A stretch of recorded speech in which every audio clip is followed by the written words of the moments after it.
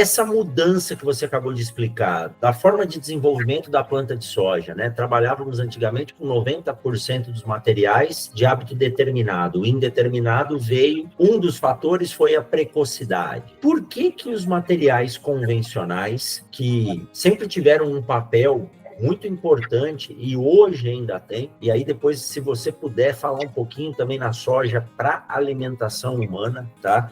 É um pouco de desvio desse assunto, mas é interessante porque é um mercado bom de se explorar. É lógico, os materiais transgênicos, o uso dos traits, as facilidades de tecnologia ajudam muito. Mas aqui no Mato Grosso, aqui em Sinop, tinham produtores tradicionais de variedades convencionais. Se pagava um prêmio muito bom, que se valia a pena ter um trabalho a mais, porque não é qualquer um que vai lá e planta e consegue produzir de forma correta um material convencional, e eles são a base desses materiais que têm as inserções dos traits, né? Como é que está hoje? Como que você vê hoje? Porque a Fundação tem um portfólio muito grande de materiais convencionais. Como é que está essa relação? Ainda temos vantagem hoje como agricultor em se plantar e produzir os convencionais? Rogério, aspectos diversos aí nessa tua colocação a respeito de soja convencional. Realmente, hoje existem muito mais programas de melhoramento. A partir da Lei de Proteção de Cultivares, o mercado se abriu para outros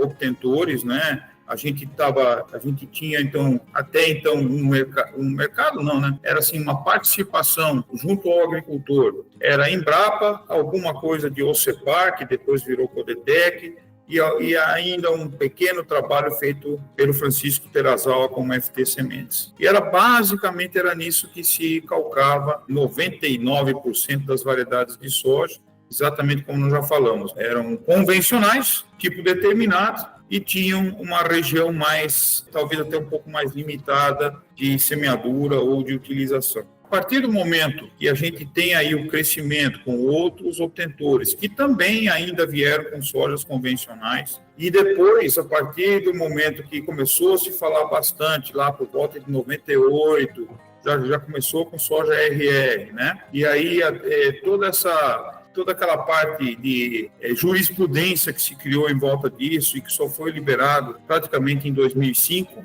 Então, até lá, ficou bastante coisa parada, principalmente nos órgãos oficiais. Então, na Embrapa, realmente houve aí uma parada com relação à questão da transgenia. Ficou muito interno isso. Os outros obtentores ficaram trabalhando nos seus centros de pesquisa e tal, e migraram naturalmente muito mais para a soja transgênica, por diversos fatores, mas o principal mesmo foi comercial, tá? Perfeito. E aí criou-se um mercado do jeito que a gente sempre imaginou, que era assim, não é para ter deságio, ou seja, assim, você ter na soja RR tem lá, já que na convencional não tem, paga menos. Já que não tem o royalties na convencional, paga menos. Essa era a conversa inicial, porque tinha muita soja convencional. E a maioria dos obtentores deixou de lado os programas de soja convencional. Não é que deixou de lado, todos têm programa de soja convencional. Você acabou de mencionar que são a base para colocar um trait, um evento, uma tecnologia transgênica. Só que não lança mais variedade. Eu vou lançar só com o trait lá, porque eu tenho um retorno, eu tenho uma facilidade, eu tenho uma proteção, eu tenho um cara vigiando também a minha variedade. Além de mim, vai ter a Monsanto, na época, Monsanto, hoje Bayer, vigiando lá a variedade também, porque ela tem a tecnologia, ela também quer receber. Então, entendeu? Então, tem todas umas nuances mercadológicas um pouco diferentes em relação à soja transgênica. E o convencional foi se colocando em algumas empresas que têm um mercado, ou que tinha um mercado em alguma época, né? E que, principalmente questão de Europa, alguma coisa de China, Japão, mas principalmente Europa. Então, tem demanda por soja não transgênica, não OGM, e que eles, pela questão de custos, e aí o custo maior que nós temos hoje é segregação. Como é que você segrega esse produto? Você tem que ter um silo só para isso, um caminhão só para isso, uma colhedeira só para isso, uma semeadora só para isso, né? Então, um navio, né?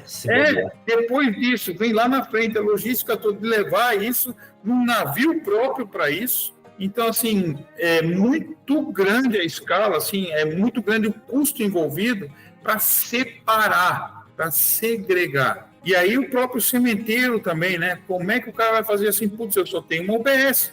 Como é que eu faço soja convencional e transgênica na mesma UBS? Posso ter problema? Pode. Né? Se qualquer coisinha que acontecer ali, que você se distrair ou que tiver algum probleminha ali, pode acontecer um problema. Qualquer pé de elevador aí pode ser problema, né? Exato. Tá certo? Então, qualquer fita transportadora pode ser problema. Então, todas essas questões se tornaram, que foi colocando a soja convencional como uma especialidade. Então, hoje ela é uma especialidade. E nós temos algumas empresas, não vou citar aqui os nomes, mas são empresas grandes e que têm interesse nessa soja. Como a gente viu ali em Sinop, né, tem várias empresas que tiveram, inclusive, tem parcerias na região e tudo mais, para buscar soja convencional. O que ocorre? Esse mercado, ele é muito instável. Ele é muito instável. Tem horas, por exemplo, que ele cresce muito e aí tem uma demanda grande e tal. Mas qualquer dorzinha de barriga que der, ele já retrai rapidamente. Por exemplo, a pandemia foi um fator extremamente negativo. Por quê? Porque trouxe inflação na Europa. E a soja convencional ela é mais cara. O frango que eles compravam, que só comia soja convencional, ou ração feita a partir de farelo convencional, ele é mais caro. O suíno é mais caro, tudo é mais caro. Como é mais caro, eu não vou comprar. Pode ser soja comum mesmo.